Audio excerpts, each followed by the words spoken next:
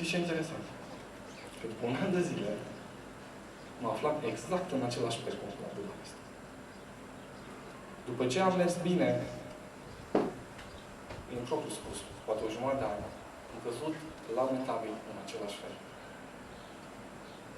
Când am venit de la Budapesta, eram hotărât. Știam ce trebuie să fac. Și știți ce vă doresc? Vă doresc să fiți disperați.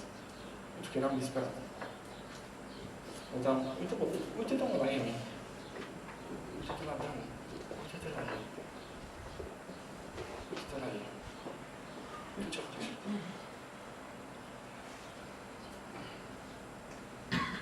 Eram la sfârșitul, era 30 septembrie și știam că 20 octombrie, încă nu e ceva așteptat să fie, pe 20 octombrie a venit un om pe care îl ascultam și o de cât îl ascultam, să plec capul și să spun, Doamne, ai milă de mine. Și Vladimir Pustan, că s-a auzit de el, a venit pe 20 octombrie 2006 la Târgoviște. Vreau să vă spun că în timpul predicii, a povestit despre Policar, episcopul Smirne, probabil că știți, dar nu era. Și spune, Paradul Romei, spune lui Policar, Policar, mă uit la bătrânețea ta, mă uit la părul tău alb și mi-e milă de tine, Policar. Mi-e milă de tine. Mi-e milă de bătrânețea ta. Dar dacă tu nu te lepezi de Hristos, eu că trebuie să te omor. Leapă-te de Hristos și o să trăiești.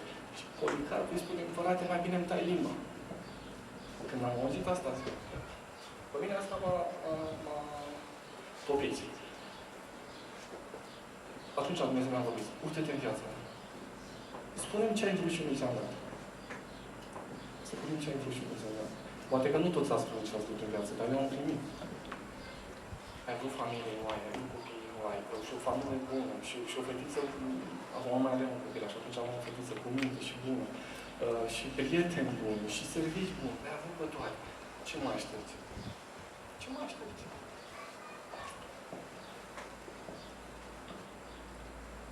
S-a terminat predica și fratele spune, ridicați-vă în picioare, cei care vor să facă legământ cu Dumnezeu, cei care au fost iubiți de Dumnezeu, să vină în față, să ridice o mână.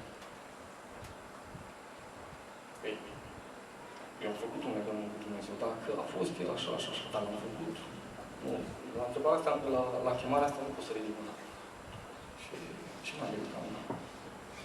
Și acum, pentru că avem un Dumnezeu bun. Dumnezeu mi-a mai dat o șansă. Dumnezeu mi-a mai dat o șansă. Și fratele ăsta zice, acum, voi care ați ridicat mâna, lăsați-o jos. Poate sunt alții care cândva au făcut mărturia asta. Poate sunt alții despre care toți de aici știu că sunt credincioși. Dar tu știi cine ești. Tu știi cum trăiești. Ție mă adresez. Ridică mâna și o să mă rog pentru tine. Și dacă există un moment în care am fost lași în viața mea, au fost multe, dar asta a fost momentul în care am fost cel mai lași în viața. Zic, Doamne Iisuse, după toate le știi. Așa m-a rugat. Tu vezi inima omului și tu vezi cum eu inima mea ridic mâna. Nu mi-e rușine de oameni ăștia. Eu ridic mâna în inima mea. Tu știi care e inima mea. Eram aplecat, capul în jos. Și în momentul în care am făcut acest act de lașitate, am simțit soția mea cum ridică mâna. Am simțit că soția mea are curajul să spună că viața ei nu e bună. Am simțit cum soția mea spune viața mea nu e bună. Și am plecat acasă, dar n-am mai putut să merg. Miercuri aveam întâlnirea de rugăciune și m-am dus și le-am spus băieților, băi băieți, astăzi cu seara asta vorbesc pe. Și am început să le spun, aproape tot. Uite, eu am fost între voi, eu am vorbit, dar viața mea era o minciună. Viața mea era o minciună.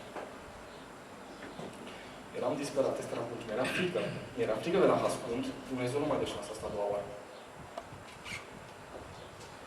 Vinerea viitoare aveam întâlnirea regulată, pe care o avem și astăzi. Și știam ce trebuie să fac. Și am ce trebuie să fac. Când ajung acolo, Vine fratele meu cu Doamne, ce ai trimis aici? Ce să spun eu acum cine sunt în față cu nostru? Dar după ce am făcut toate driblingurile în seara, și după ce am studiat toate posibilitățile, mi-a fost clar. Trebuie să spui asta. Trebuie să spui în seara asta. Și l-am spus, mă, băieți, fetări, eu sunt aici de ani de zile, eu am fost în fața voastră, am vorbit. Dar nu sunt omul ăla care trebuie să fie și nu sunt omul ăla care spun că sunt. Asta era pe 27 octombrie.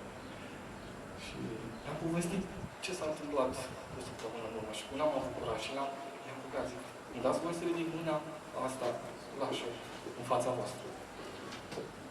Dați-mi voie să ridic mâna asta, ca să vă arăt și să arăt lui Dumnezeu că nu mai mi-e rușine să spun cine sunt. Și sunt gata să spun cine sunt. Și am făcut lucrul ăsta. Dar lucrurile nu s-au oprit aici și oarecum am apropit de final. Oarecum am apropit de final. Probabil că de multe ori, sau nu de multe ori, ascultam săptămâna asta o predică despre o fată care spunea că de 6 ori s-a întors la Dumnezeu. Și am mers în fața unui om al Dumnezeu și el întrebat-o, de câte ori ai fost mântuită? De câte ori ai mărturisit că vrei să fii creștin? De 6 ori, apropo de textul de dimineață. De 6 ori. Și am mers. Sau că trebuie să faci altceva. Mi-a fost foarte clar că trebuie să fac ceea ce mă învățase, asta o abordat peste. Și am găsit omul potrivit. Și m-am dus să-i spun. Dar n-a fost ușor. Și nu s-a întâmplat totul odată.